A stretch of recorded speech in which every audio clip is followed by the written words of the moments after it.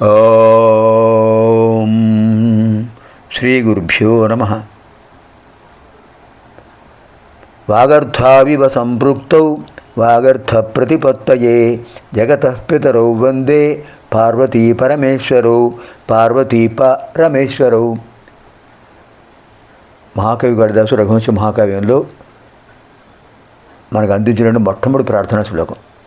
ఆది దంపతులను ప్రార్థించాడు. అలాని శివకేశవ అద్వైత తత్వాన్ని కూడా చెప్పారు ఆ శ్లోకంలోనే.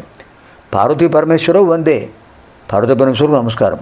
పార్వతీప రమేశ్వరవు వందే, పార్వతీపతి రమాపతి ఇద్దరికీ నమస్కారం.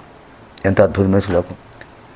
శృతి స్మృతి పురాణానాం ఆలయం కరుణాలయం నమామి భగవత్పాదం శంకరం లోకశంకరం.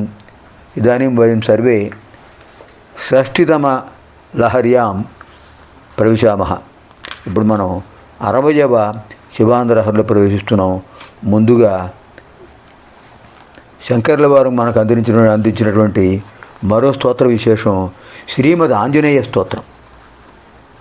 ఆంజనేయ స్వామి వారిని ఆయన 16 శ్లోకాల్లో వర్ణించారండి. 16 శ్లోకాలు. ప్రసన్నాంగరాగం ప్రభాకాంచనాంగం జగద్భీతి శౌర్యం తుషారాద్రిధైర్యం తృణీభూతహేతిం రణోద్యద్విభూతిం భజే వాయుపుత్రం పవిత్రాప్తమిత్రం. ప్రసన్నాంగరాగం ప్రభాకాంచనాంగం జగద్భీతి శౌర్యం తుషారాద్రిధైర్యం తృణీభూతహేతిం రణోద్యద్విభూతిం భజే వాయుపుత్రం పవిత్రాప్తమిత్రం. ఎంత బాగా వర్ణించారండి శంకరుల వారు. ప్రసన్నాంగరాగం, అంగరాగం అంటే శరీరానికి పైన ఉండే మెరుపు. ఆంజనేయ స్వామి వారి ప్రసన్నాంగరాగం, అంగరాగం. పైగా ఆయన సింధూరం పూసుకుంటారు ఒళ్ళంతా. ఆ సింధూరం ఎంత బాగుంటుంది, ప్రసన్నత్వాన్ని తెలియజేస్తుంది. కాషాయ వర్ణంలో ఉంటుంది, మనశ్శాంతిని కలుగజేస్తుంది. త్యాగభావానికి సంకేతం కాషాయ వర్ణం. ఆ రంగులో ఉంటుంది. ప్రసన్న అంగరాగం, ప్రసన్నతను తెలిపేటటువంటి అంగరాగాన్ని పూసుకున్నారు. అంగరాగం అంటే మైపూత. ప్రభా కాంచనాంగం, కాంచనాంగం బంగారు వర్ణంలో ఉన్న శరీరం అయింది. ఎటువంటిది? ప్రభా, కాంతులతో వెలిగిపోతుంది. జగద్భీతి శౌర్యం, జగత్తులన్నిటికీ భయాన్ని కలిగించే శౌర్యం అయింది. చతుర్దశ భువనాల్లోనూ భూలోక, భవర్లోక, స్వర్లోక, మహర్లోక, జనలోక, తపోలోక, సత్యలోకాలు, అతల, వితల, సుతల, తలాతల, రసాతల, మహాతల, పాతాళాలు, మొత్తం 14 లోకాల్లో ఆంజనేయ స్వామి వారంటే దుష్టులకు వణకు పుడుతుంది. తుషార ఆద్రిధైర్యం, హిమవంతుడు ఎంత ఉన్నతంగా ఉంటాడు.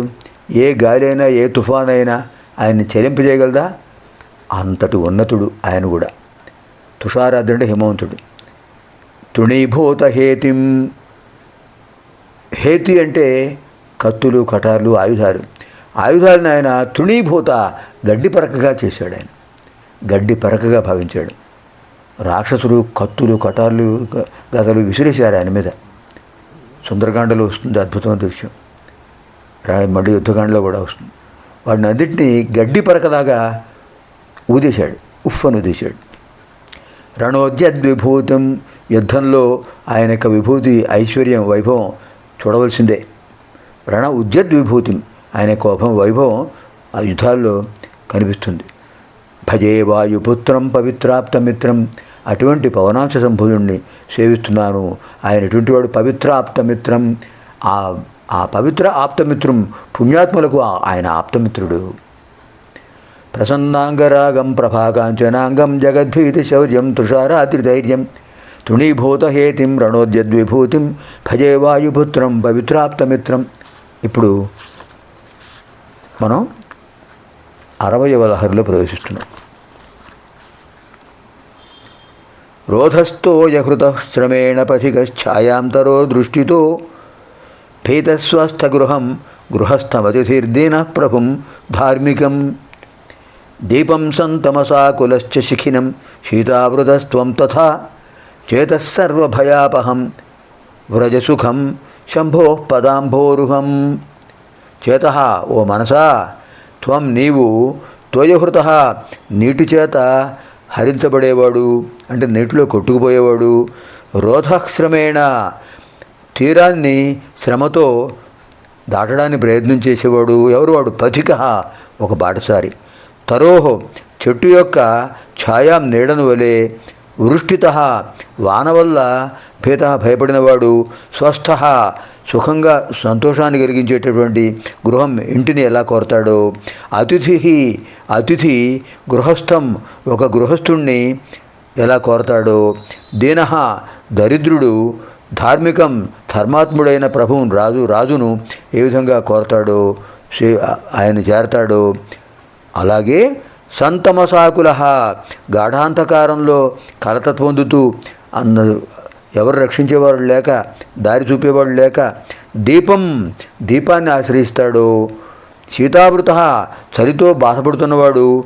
శిఖినం, అగ్నిహోత్రుణ్ణి చేరాలి, అగ్నిహోత్రుడి అనుగ్రహంతో చలిని పోగొట్టుకోవాలి అనుకుంటాడో. తథా, ఆ విధంగా సర్వభయాపహం, అన్ని భయాలు తొలగించేటటువంటి, సుఖం, సంతోషాన్ని కలిగించేటటువంటి శంభో, ఆ పరమాత్మ యొక్క పదాంభోరుహం, ఆ పరమేశ్వరుడు యొక్క పాదపద్మమును వ్రజ, చేరు, ఆయన పాదపద్మాన్ని చేరు. ఎంత అద్భుతమైన శ్లోకం అండి. ఓ మనసా, నీటిలో కొట్టుకుపోయేవాడు తీరాన్ని చేరడానికి ఎలా ప్రయత్నం చేస్తాడో, అలసటతో నడవలేక విసిగిపోయిన బాటసారి చెట్టు నీడను ఎలా చేరతాడో, వాన వల్ల భయపడేవాడు ఒక అతిథిని,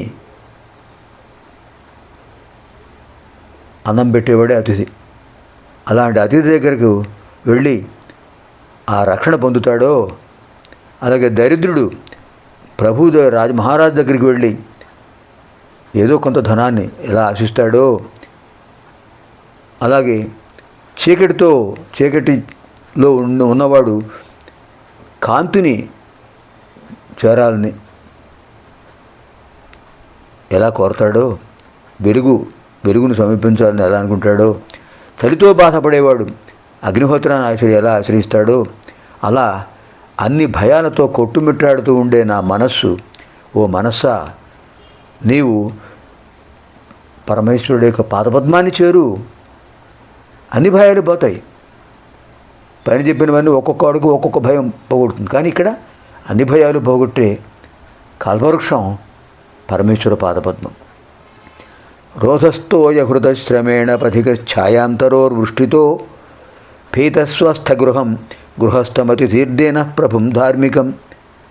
దీపం సంతమసాకులశ్చ శిఖినం శీతావృతస్త్వం తథా చేతస్సర్వభయాపహం వ్రజసుఖం శంభో పదాంభోరుహం. సర్వేభ్యః పార్వతీపరమేశ్వరయోః దివ్యానుగ్రహప్రాప్తిరస్తు. శుభం భవతు. స్వస్తి.